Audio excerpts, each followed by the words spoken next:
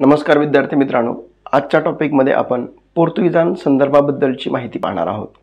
यामध्ये अभ्यास करत असताना आपल्याला साधारणतः 7 भागांमध्ये याची माहिती पाहिजे। नंबर 1, यांचं आगमन कसं झालं, कारण यामध्ये पोर्तुगीजांचे मुख्य गव्हर्नर, पोर्तुगीज आणि भारतीय यांच्या संदर्भाबद्दल झालेली युद्ध, मुंबईबद्दलची कथा आणि पोर्तुगीजांच्या सत्तेचा झालेला ऱ्हास आणि पोर्तुगीजांचे योगदान याबद्दलची आपण ह्या संपूर्ण लेक्चरमध्ये या 7 टप्प्यांमध्ये माहिती पाहणार आहोत।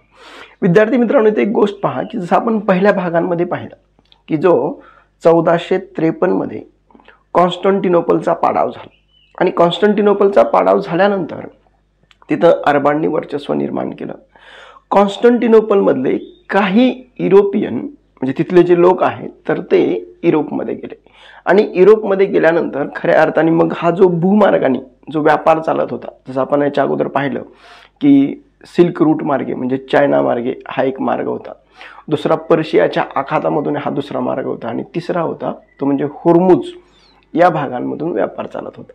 या तीनही मार्गांमध्ये जो भूमार्गाने व्यापार चालत होते तर ते बंद पडले आणि आता नवीन मार्ग शोधणं आवश्यक होतं। जसं आपण याच्या अगोदर पाहिलं की यामध्ये 2 देश अग्रेसर होते, एक म्हणजे पोर्तुगाल आणि एक म्हणजे स्पेन। तर त्यामध्ये पोर्तुगालचा जो राजा आहे हेनरी, या हेनरीनं त्या कालखंडामध्ये आफ्रिका खंडाचा जो किनारा आहे तर त्याचे 3 वेळा त्याचे दौरा केला आणि त्याचा नकाशा तयार करण्याचं काम हेनरीने केलं, म्हणून त्याला हेनरी द नेव्हिगेटर अशा पद्धतीने म्हटलं जातं। दुसरं जो आहे तर तो म्हणजे बार्थोलोम डायस, हा 1487च्या कालखंडामध्ये तो आफ्रिकेच्या किनाऱ्याने निघत तो केप ऑफ गुड होप पर्यंत पोहोचला, ज्याला आपण आशियाचे भूशीर असं आपण म्हणतो, तिथपर्यंत येऊन पोहोचला होता। त्याच्यानंतर 1492च्या कालखंडामध्ये जो कोलंबस आहे, हा कोलंबस हा स्पेन खलाशी आहे तर तो भारताकडे निघाला होता, परंतु तो दुसऱ्याच मार्गाने एका वेगळ्या भागांमध्ये पोहोचला। पुढे नंतरच्या कालखंडामध्ये अमेरिगो व्हेस्पुसी यांनी तिथं जाऊन हा भारताचा भाग नव्हे तर हा दुसराच कोणता तरी भाग आहे असं त्यांनी ओळख केली आणि त्यानुसार खऱ्या अर्थाने अमेरिगो व्हेस्पुसीच्या नावावरून अमेरिका हा खंड ओळखला गेला किंवा अमेरिका हा ओळखला गेला असं आपण म्हणू शकतो। विद्यार्थी मित्रांनो, आपण महत्त्वाच्या मुद्द्याकडे येऊया, तो म्हणजे पोर्तुगीजांसंदर्भाबद्दलचा जो वास्को दी गामा आहे, हा पोर्तुगीज खलाशी ज्यांनी भारताकडे येण्याचा नवीन मार्ग त्यांनी शोधला होता। वास्को दी गामा हा जुलै 1497 मध्ये पोर्तुगीज कालची जी राजधानी आहे ते म्हणजे लिस्बन यावरून निघाला होता आणि त्याच्यासोबत 4 जहाजं 170 व्यक्ती हे घेऊन निघाला होता आणि तो मग केप ऑफ गुड होपला वळसा देऊन मोम्बासा, मालवी या भागांमध्ये काही वेळ हा राहिला देखील होता। पुढे ज्यावेळेस भारताकडे आला त्यावेळेस गुजरातचा जो व्यापारी आहे तो म्हणजे अब्दुल माजिद हा दिशादर्शक किंवा पथदर्शक यांनी त्याला त्या कालखंडामध्ये केरळमध्ये अर्थात कालिकत या बंदरामध्ये घेऊन गेला आणि कालिकतला 20 मे 1498च्या कालखंडामध्ये तो तिथं पोहोचला।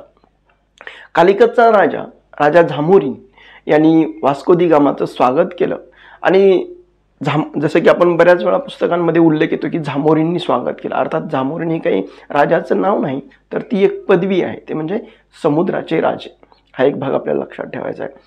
आणि त्यानंतर वास्को दी गामा साधारणतः 3 महिने हा भारतामध्ये राहिला आणि जाताना मसाल्याचे पदार्थ किंवा इतर वस्तू तर तो सोबत घेऊन निघाला आणि त्याला पुढे नंतरच्या कालखंडामध्ये ज्यावेळेस आपण 1499ला ज्यावेळेस तो वास्को दी गामा युरोपमध्ये पोहोचला त्यावेळी त्याला एकूण सागरी सफरीचा जर खर्च आपण पाहिला तो वजा केल्यानंतर 60 पट अधिक किमतीनं हा त्याला फायदा आपल्याला त्या अर्थाने झालेला दिसतो।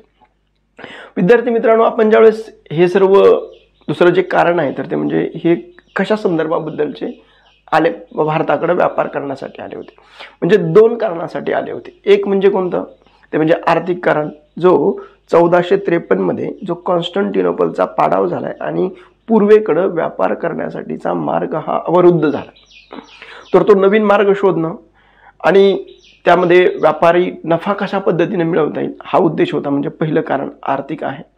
दुसरं सगळ्यात महत्त्वाचं जे होतं ते म्हणजे 1453 मध्ये कॉन्स्टंटिनोपलचा पाडाव झाल्यानंतर तिथले राहणारे जे ख्रिश्चन आहेत ते तिथून निघाले आणि तिथं अरबांनी वर्चस्व निर्माण केलं. म्हणजे धर्माचा संघर्ष निर्माण झाल्यासारखी आपली एक परिस्थिती निर्माण दिसते. म्हणजे त्यांना मग आपण दुसऱ्या भूभागांमध्ये आपण धर्माचा प्रसार करूया, हा दुसरा उद्देश त्यांचा होता. म्हणून लक्षात ठेवा की हे जे युरोपियन आले तर त्यांची दोन उद्देश होते, एक म्हणजे नफा कमवणं आणि दुसरं म्हणजे धर्माचा प्रचार आणि प्रसार करणं. हे एक भाग आपल्याला सांगते. तिसऱ्या भागांमध्ये आपण विद्यार्थी मित्रांनो एक गोष्ट लक्षात ठेवते, म्हणजे या भागांमध्ये जे पोर्तुगीजांचे गव्हर्नर नियुक्त केले गेले तर त्याच्यामध्ये 4 जे गव्हर्नर आहेत त्यांच्याबद्दलची माहिती पाहू. पहिला जो गव्हर्नर आहे फ्रान्सिस्को डी अल्मेडा, दुसरा आहे अल्फोन्सा डी अल्बुकर्क, तिसरा आहे निनो दी कुना आणि चौथा आहे मार्टिन अल्फोन्सा डिसुजा यांच्याबद्दलची माहिती पाहू. यामध्ये जसं तुम्हाला चित्र दिसतं तो म्हणजे फ्रान्सिस्को डी अल्मेडा, याचा कालखंड आहे 1505 ते 1509. आता इथे एक महत्त्वाचा जो भाग आहे तर तो म्हणजे भारतामधला पहिला पोर्तुगीज गव्हर्नर म्हणून फ्रान्सिस्को डी अल्मेडाची नियुक्ती झाली. तो भारतामध्ये आल्यानंतर त्याचे 2 उद्दिष्ट होते. म्हणजे सगळ्यात महत्त्वाचं आहे तो म्हणजे ज्यावेळेस आपण व्यापार करण्यासाठी जातोय तर व्यापार करण्यासाठी जात असताना सगळ्यात महत्त्वाचं आहे तो म्हणजे एखादा भूप्रदेश असायला हवा. म्हणून त्याचा पहिला उद्देश होता तो म्हणजे भारतामध्ये प्रदेश मिळवणं. दुसरं सगळ्यात महत्त्वाचं आहे की जसं आपण पाहतो की हिंद महासागर आहे, या हिंद महासागरांमध्ये इजिप्त, गुजरात आणि अरब यांची मक्तेदारी होती. तर ही दुसरा उद्देश त्याचा होता तो म्हणजे हिंदी महासागरांमधली अरबांची जी मक्तेदारी आहे तर ती त्याला संपुष्टात आणायची होती. विद्यार्थी मित्रांनो, मग त्याचा पहिलाच उद्देश त्यांनी जो सफल केला गेला होता तो म्हणजे 1509 मध्ये दीवजवळ एका सागरी लढाईमध्ये इजिप्त, तुर्कस्तान आणि गुजरातमधल्या एकत्रित मुस्लिम आरमाराचा पराभव हा त्यांनी 1509 मध्ये केला होता. हे एक भाग आपल्याला लक्षात ठेवता येईल. दुसरं सगळ्यात महत्त्वाचं आहे की पोर्तुगालच्या राजांनी देखील मसाल्याचे विशेषतः काळे मिरे याच्यावर राजसत्तेची मक्तेदारी, ज्याला आपण रॉयल मोनोपोली, ही त्यांनी घोषित केली होती. विद्यार्थी मित्रांनो, आपण अल्मेडाबद्दलचे जे सगळ्यात महत्त्वाचं जे लक्षात ठेवायचं तो म्हणजे भारतामधला पहिला पोर्तुगीज गव्हर्नर म्हणून त्याची नेमणूक झाली. दुसरा आहे त्यांनी 1509 मध्ये दीवजवळ एका सागरी लढाईमध्ये इजिप्त, तुर्कस्तान आणि गुजरातमधल्या मुस्लिम आरमार दलाचा पराभव केला गेला होता. हे एक भाग आपल्याला लक्षात ठेवायचा. त्याच्यानंतरचा पुढचा जो भाग आहे जो चित्रांमध्ये तुम्हाला दिसतो तो म्हणजे अल्फोन्सा डी अल्बुकर्क. याचा कालखंड आहे 1509 ते 1515. अल्फोन्सा डी अल्बुकर्क बद्दल जर आपल्याला लक्षात ठेवायचं असेल तर 1503 मध्ये कमांडर म्हणून भारतामध्ये आला होता. म्हणजे जहाजांच्या बेड्याचा जो कमांडर आहे तर तो कमांडर म्हणून 1503 मध्ये तो नियुक्त झाला होता. परंतु त्याच्याबद्दलचे सगळ्यात महत्त्वाचं जे वेगळेपण आणि जे लक्षात तुम्हाला ठेवायचं तो म्हणजे 1509 मध्ये पोर्तुगीजांचा दुसरा गव्हर्नर म्हणून अल्फोन्सा डी अल्बुकर्क हा नियुक्त झाला. विद्यार्थी मित्रांनो, तुम्हाला इथं लक्षात ठेवायचं ते म्हणजे अल्बुकर्क ज्यावेळेस भारतामध्ये नियुक्त झाला त्यावेळेस त्याची 3 उद्दिष्ट होती. एक म्हणजे पर्शियाचा आखात, ज्यामध्ये तांबडा समुद्रावर नियंत्रण प्रस्थापित करणं हा त्याचा पहिला उद्देश आहे. दुसऱ्या ज्यावेळेस भारतामध्ये व्यापार करायचा आहे आणि व्यापार करत असताना सगळ्यात महत्त्वाचं आहे की त्याचं मुख्यालय स्थापन करायचं आहे. यासाठी म्हणून त्याचा जो दुसरा उद्देश होता तो म्हणजे भारताच्या पश्चिम किनाऱ्यावर पोर्तुगीजांचं मुख्यालय स्थापन करणं.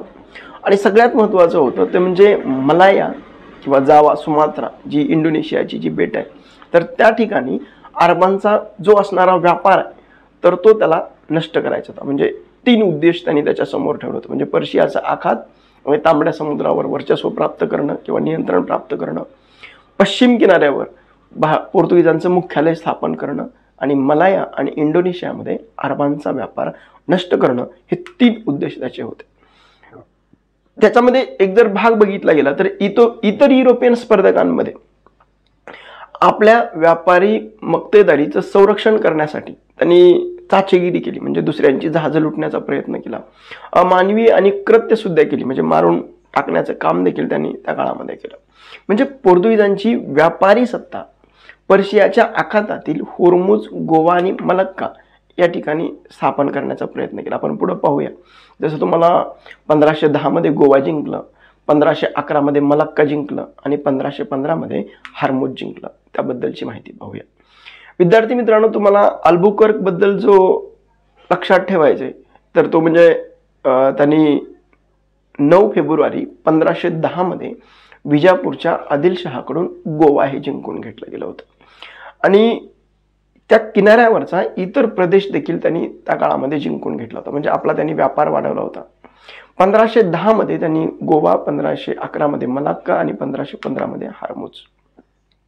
म्हणजे हर्मुज पासून मलया मलक्कापर्यंत म्हणजे इंडोनेशियाच्या बेटांपर्यंत त्यांनी त्याची शक्ती प्रस्थापित केली गेली होती. म्हणून त्याला पोर्तुगीजांचा वास्तविक संस्थापक असं म्हटलं जातं. त्यांनी त्याचं जे मुख्यालय होतं तर ते कोचीनला त्यांनी त्याची राजधानी प्रस्थापित केली गेली होती. हा एक भाग आपल्याला लक्षात ठेवता येईल. दुसरं, त्यांनी भारतामध्ये राहिल्यानंतर भारतामधल्या राजांबरोबर मैत्रीचे संबंध त्यांनी प्रस्थापित केले गेले होते. उदाहरणादाखल जर आपण पाहिलं तर विजयनगरचा जो राजा आहे त्याच्याबरोबर मैत्रीचे संबंध प्रस्थापित केले आणि त्यांना अरबी घोडे यांचा पुरवठा करण्याचं काम हे यांनी केलं. दुसरं आहे की त्यांनी भारतीय व्यक्तींना सोबत घेऊन त्यांना प्रशिक्षण देऊन नियमित अशा पद्धतीचं लष्कर देखील केलं. म्हणजे आपण जर वखार स्थापन केली तर त्याचं संरक्षण करण्यासाठी देखील किंवा इतरांबरोबर लढण्यासाठी आपल्याला काही सैन्य आवश्यक आहे तर ते भारतीयांमधूनच त्यांनी लष्कर हे त्यांनी त्या कालखंडामध्ये तयार केलं गेलं होतं. त्यांनी त्या कालखंडामध्ये एक कार्टेज आणि आर्मेडा ही पद्धत सुरू केली गेली होती. म्हणजे त्यांनी हिंदी महासागरांमध्ये कस्टम स्टेशन हे स्थापन केले गेले होते. म्हणजे आशियामधल्या व्यापाऱ्यांना जर व्यापार करायचा असेल तर पहिल्यांदा पोर्तुगीजांची परवानगी घ्यावी लागेल. म्हणजे कार्टेज पद्धती आपण ज्याला आपण एक संरक्षण पत्रच म्हणूया, ज्याला लेटर ऑफ प्रोटेक्शन हे आपण त्या अर्थाने सांगतात. म्हणजे हिंदी महासागरांवर त्यांनी आपलं स्वतःचं वर्चस्व निर्माण केलं, ज्याला आपण म्हणतो म्हणजे ब्ल्यू वॉटर पॉलिसी. म्हणजे आशियाई व्यापाऱ्यांना पोर्तुगीज व्यापाऱ्यांकडून एक प्रकारचं परवानापत्र घ्यावं लागायचं. त्या म्हणजे अर्थात म्हणजे पोर्तुगीजांचं एक प्रकारचं संरक्षण पत्रच किंवा त्यांच्या संरक्षणापासून वाचण्यासाठी म्हणून ते आवश्यकता होतं. दुसरं सगळ्यात महत्त्वाचं, त्यांनी जी आर्मेडा पद्धत होती ते आर्मेडा म्हणजे या अर्थानं की त्यांनी त्या कालखंडामध्ये जर एखादं आशियाई व्यापार जहाज असेल ते जाणार असेल तर त्याच्यासोबत पोर्तुगीजांचा जहाजांचा बेडा हा त्याच्या सोबत असायचा आणि ते त्याचं संरक्षण करायचं, अशा अर्थाची भूमिका आपल्याला सांगता येईल. अल्बुकर्कचं सगळ्यात महत्त्वाचं जे वेगळेपण आहे तर ते म्हणजे भारतामध्ये असणारी जी कुप्रथा आहे ती म्हणजे सतीची प्रथा. ही सतीची प्रथा ही वाईट आहे, यासाठी म्हणून त्यांनी या सती प्रथेवर बंदी घालण्याचा पहिला प्रयत्न हा अल्बुकर्कने केला गेलाय. दुसरं, मनुष्यबळाच्या कमतरतेमुळं भारतात जे स्थायिक झालेले लोक आहेत तर त्यांना भारतीय स्त्रियांबरोबर विवाह करण्यासाठीचं प्रोत्साहित करण्याची भूमिका त्यांनी त्या कालखंडामध्ये घेतली गेली. म्हणजे केरळ, दुसरं सगळ्यात महत्त्वाचं आहे की ख्रिश्चन धर्माचा प्रचार आणि प्रसार करण्यासाठी म्हणून केरळमध्ये मुस्लिमांचा अनन्वित छळ हा त्यांनी केला गेला होता. हे एक वेगळे पण सांगता येईल. दुसरं, 1515 मध्ये गोवा या ठिकाणी पहिलं चर्च सेंट झेवियर हे चर्च उभारलं गेलं होतं. आता सगळ्यात महत्त्वाचं आहे की अल्बुकर्क बद्दल लक्षात काय ठेवायचं आहे तर सगळ्यात महत्त्वाचा आहे तो 1509 मध्ये पोर्तुगीजांचा दुसरा गव्हर्नर म्हणून नियुक्त केलाय. हा एक भाग लक्षात ठेवायचा. दुसरं, त्याच्याबद्दलचं जे प्रश्न विचारले जातात तर तो म्हणजे 9 फेब्रुवारी 1510 म्हणजे विजापूरच्या युसूफ आदिलशहा याच्याकडून त्यांनी गोवा जिंकून घेतला गेलाय. 1510 मध्ये गोवा आहे, 1511 मध्ये मलक्का आहे आणि 1515 मध्ये हर्मुजचा भाग आहे. हा एक आपल्याला लक्षात ठेवायचा आहे. म्हणजे हर्मुज पासून मलायामधली मलक्का आणि इंडोनेशियापर्यंत त्याचं वर्चस्व निर्माण झालं होतं. त्याच्याबद्दलचा दुसरा आणखी एक भाग जो आहे तो म्हणजे भारतीय व्यक्तींना सोबत घेऊन त्यांना प्रशिक्षित अशा पद्धतीचं नियमित लष्कर त्यांनी तयार केलं होतं. दुसरं, कार्टेज आणि आर्मेडा पद्धत त्यांनी सुरू केली होती. सती प्रथेवर बंदी घातली होती आणि मुस्लिमांचा छळ केला गेला होता. आणि 1515 मध्ये गोव्यामध्ये पहिलं चर्च संत झेवियर या नावाने सुरू केलं गेलं होतं. त्याच्यानंतरचा जो पुढचा गव्हर्नर आहे तो म्हणजे निनो दी कुन्हा. हा चित्रांमध्ये तुम्हाला दिसतो तो म्हणजे त्याचा कालखंड हा 1529 ते 1538चा कालखंड आहे. निनो दी कुन्हा बद्दल ज्यावेळेस आपल्याला लक्षात ठेवायचे त्यावेळेस त्याच्याबद्दलचा सगळ्यात महत्त्वाचा जो बदल आहे तर तो म्हणजे 1503 पासून ते 1530 पर्यंत कोचीन हे पोर्तुगीजांचं मुख्यालय होतं. किंवा राजधानीचं केंद्र होतं. तर ते त्यांनी बदललं आणि ते पोर्तुगीजांचं मुख्यालय हे त्यांनी गोव्याला आणलं. हा सगळ्यात महत्त्वाचा निनोदी कुन्हाच्या काळामध्ये बदल झाला. 1534 मध्ये गुजरातचा जो बहादूरशाह आहे याच्याकडून दीव दमन हा भाग त्यांनी घेतला गेला आणि त्याच्याबद्दल चर्चा विनिमय करण्यासाठी म्हणून त्याला समुद्रांमध्ये जहाजांमध्ये बोलावलं. आणि जहाजांमध्ये बोलवण्यासाठी ज्यावेळेस बोलावलं त्यावेळेस त्याला समुद्रामध्ये धक्का देऊन त्याच्यामध्ये त्या पुढे नंतरच्या कालखंडात त्याचा मृत्यू झाला. म्हणजे राजे लोकांना बोलावून त्यांची हत्या करण्याचं काम हे पोर्तुगीजांनी त्या काळामध्ये केलं होतं. हे एक भाग आपल्याला लक्षात ठेवावा लागेल. पुढं 1534च्याच कालखंडामध्ये जो आपण पाहिलं तर तो म्हणजे पेशवा बाजीरावच्या कालखंडामध्ये चिमाजी अप्पांनी साष्टी आणि वसई हा भाग पुन्हा त्यांनी पोर्तुगीजांकडून जिंकून घेण्याचा भाग आपण त्या अर्थाने लक्षात ठेवता येईल. म्हणजे 1500 ते 1600च्या कालखंडामध्ये पोर्तुगीजांचं म्हणजे विद्यार्थी मित्रांनो ते लक्षात ठेवा 1498ला ज्यावेळेस वास्को दी गामा आलाय त्याच्यानंतर 1502च्या कालखंडामध्ये त्यांनी कोचीनमध्ये वखार स्थापन केली. म्हणजे साधारणतः 1502 पासून ते डच 1596 पर्यंत जे इंडोनेशियाकडे जात आहेत त्या भागांपर्यंत त्यांनी हिंदी महासागरांवर स्वतःचं वर्चस्व निर्माण करण्याची भूमिका किंवा ब्ल्यू वॉटर पॉलिसी याच्यावर फक्त आमचाच हक्क आहे अशी भूमिका आहे ही पोर्तुगीजांनी त्या काळामध्ये घेतली गेली होती. हे एक लक्षात ठेवता येईल. म्हणून आपल्याला निनोदी कुणांबद्दल लक्षात काय ठेवायचं आहे 1530ला त्यांनी कोचीनवरून राजधानी कुठं आणली गोव्याला आणली. 1534 मध्ये गुजरातच्या बहादूरशाहकडून दीव दमन साष्टी आणि वसईचा भाग जिंकून घेतला. पुढं नंतरच्या कालखंडामध्ये चिमाजी अप्पांनी साष्टी आणि वसई हे पोर्तुगीजांकडून जिंकून घेतले. त्याच्यानंतरचा पुढचा जो भाग आहे तो म्हणजे मार्टिन अल्फोन्सा डिसुझा हा चित्रामध्ये तुम्हाला दिसतो. त्याचा कालखंड आहे 1542 ते 1545च्या कालखंडामध्ये. मार्टिन डी अल्फोन्साचं वेगळं वैशिष्ट्य जर आपण त्याच्यासोबतचं जर पाहिलं तर त्याच्यासोबत फ्रान्सिस झेवियर हे भारतामध्ये आले होते आणि पोर्तुगीजांच्या महत्त्वाच्या वसाहती त्याच्या कालखंडामध्ये जर पाहिलं तर पश्चिम किनाऱ्यावर कोचीन, गोवा, दीव, दमन, चौल, साष्टी हे त्याचे भाग होते. पूर्व किनाऱ्यावर जर पाहिलं आपण तर विशेषतः मद्रासजवळ सेंट थोम हा त्यांचा भाग आहे. त्याच्यानंतर बंगालमध्ये हुगळी, चितगाव या ठिकाणी त्यांनी वसाहती स्थापन केल्या. विद्यार्थी मित्रांनो जो चौथा भाग आपण पाहणार आहोत तो म्हणजे पोर्तुगीज आणि भारतीय यांच्यामध्ये झालेले वाद. जसं आपण पाहिलं की 1510च्या कालखंडामध्ये विजापूरच्या युसुफ आदिलशहाकडून त्यांनी युद्ध करून हा गोवा जिंकून घेतला होता. जसं दुसरा एक भाग आपण पाहिला की गुजरातचा बहादूरशाह जो आहे तर त्याच्याकडून दीव दमन साष्टी आणि वसईचा हा भूभाग त्यांनी जिंकून घेतला होता. परंतु पुढं बाजीराव पेशव्याच्या कालखंडामध्ये मराठा सरदार चिमाजी अप्पा यांनी हा वसई आणि साष्टीचा भाग परत जिंकून घेण्याची भूमिका त्या कालखंडामध्ये घेतली होती. नंतरच्या कालखंडामध्ये शेवटी पोर्तुगीजांकडे गोवा, दीव आणि दमन या तीनच वसाहती उरल्या होत्या आणि 1961 पर्यंत ह्या पोर्तुगीजांच्या ताब्यात होत्या. पोर्तुगीजांबद्दलचं सगळ्यात महत्त्वाचं जे वेगळे पण तुम्हाला लक्षात ठेवायचे ते युरोपियन कंपन्यांमध्ये सर्वात पहिले हे पोर्तुगीज आले आणि सगळ्यात शेवटी म्हणजे 1961 मध्ये हे पोर्तुगीज नंतरच्या कालखंडामध्ये गेले. आपण नंतर जी मुंबई जी आहे तर ही मुंबई पोर्तुगीजांकडे कशा पद्धतीने आलं त्याच्याबद्दलची एक कहाणी किंवा कथा आपण त्या अर्थानं पाहूया. जो तुम्हाला माहीत आहे ते म्हणजे चार्ल्स दुसरा हा इंग्लंडचा राजा आहे. कॅथरीन ऑफ ब्रेंगेझा ही पोर्तुगालची राजकन्या आहे. त्यांचा विवाह हा त्या कालखंडामध्ये 1661च्या कालखंडामध्ये झाला. त्यावेळी पोर्तुगालच्या राजांनी 1661च्या कालखंडामध्ये इंग्लंडचा जो चार्ल्स दुसरा जो आहे तर त्याला विवाहामध्ये हे बॉम्बे हे बेट त्यांनी आंदण म्हणून दिलं होतं. 1680 मध्ये या चार्ल्स दुसऱ्यानी ईस्ट इंडिया कंपनीला 10 पाऊंड भाडे तत्वावर हे ईस्ट इंडिया कंपनीला हे दिलं होतं. पुढं ईस्ट इंडिया कंपनीनं 1687 मध्ये मुंबई हे मुख्यालय बनवलं. विद्यार्थी मित्रांनो तुम्हाला ते लक्षात ठेवा.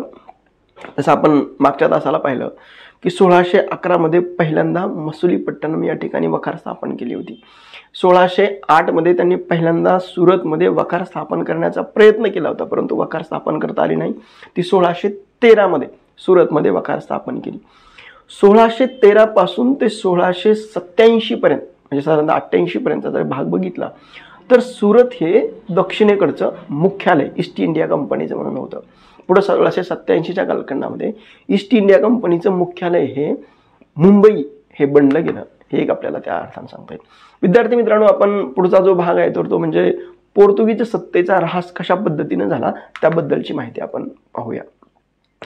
सुरुवातीच्या कालखंडामध्ये हॉलंड आणि इंग्लंड, त्यानंतरच्या भागांमध्ये जर पाहिलं तर आपण फ्रान्स, ह्या व्यापारी सागरी शक्ती ह्या पुढे आल्या होत्या. म्हणजे जागतिक व्यापारांमध्ये पोर्तुगीज आणि स्पॅनिश यांची मक्तेदारी मोडण्याचं काम हे डच, इंग्लंड आणि फ्रेंच यांनी मोडण्याचं काम त्या कालखंडामध्ये केलं.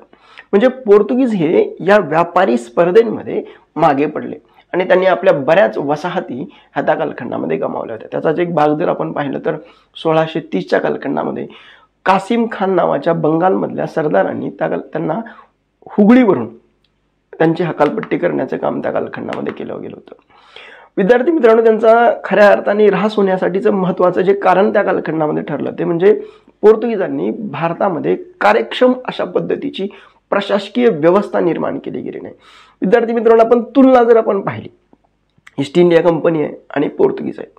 पोर्तुगीजांची जी कंपनी आहे तर त्या पोर्तुगीजांच्या कंपनीमधलं जे भाग भांडवल आहे त्या भाग भांडवलामधलं साधारणतः 60% भाग भांडवल हे राजाचं होतं आणि इतर भाग भांडवल मात्र इतर लोकांचं होतं, भागधारकांचं होतं. मग त्यामुळं जे काही निर्णय घ्यायचे तर तो राजा निर्णय घेत होता आणि त्याच्यानंतर मग जे गव्हर्नर आहे ह्या गव्हर्नरची नियुक्ती केली जायची. मग हे गव्हर्नरची नियुक्ती करत असताना गव्हर्नर त्याच्यामध्ये त्याची कार्यक्षमता, त्याचं नेतृत्व याच्या ऐवजी त्यांनी भारतामध्ये गव्हर्नर नियुक्त करत असताना त्या पदाची बोली लावली आणि बोली लावून ते अधिक बोली देणाऱ्यांना ते विकलं गेलं. म्हणजे हे एक सगळ्यात महत्त्वाचा दोष आपल्याला सांगता येईल. त्यांनी बेकायदेशीर आणि खाजगी व्यापार करत असताना त्याच्यामध्ये भ्रष्टाचार केला आणि त्याच्यामध्ये सगळ्यात महत्त्वाचं पोर्तुगीजांमध्ये शिस्तीचा अभाव आपल्याला दिसतो. दुसरं सगळ्यात महत्त्वाचं आहे की पोर्तुगीजांनी धार्मिक असहिष्णुतेचं धोरण त्या कालखंडामध्ये स्वीकारलं. मी विद्यार्थी मित्रांनो तुम्हाला इथे एक गोष्ट नमूद करतो.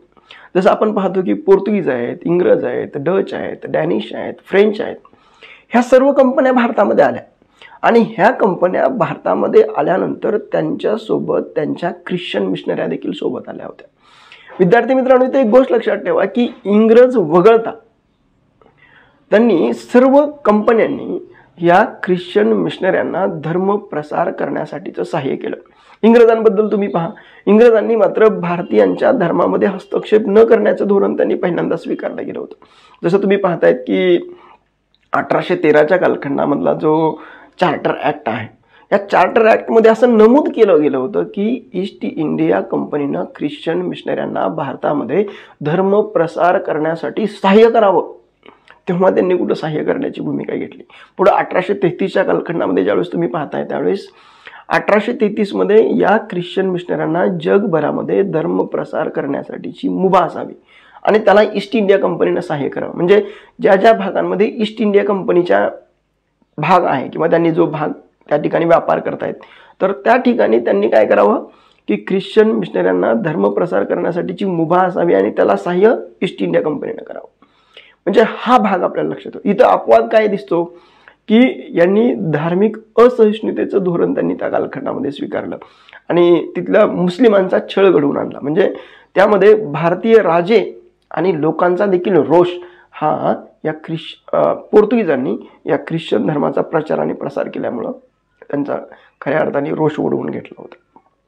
सगळ्यात महत्त्वाचं आहे की कुठलाही व्यापार असेल तर तो केवळ चाचेगिरी करून किंवा लुटालूट करून ह्या अनिष्ट पद्धतीमुळे खऱ्या अर्थाने तो टिकू शकत नाही.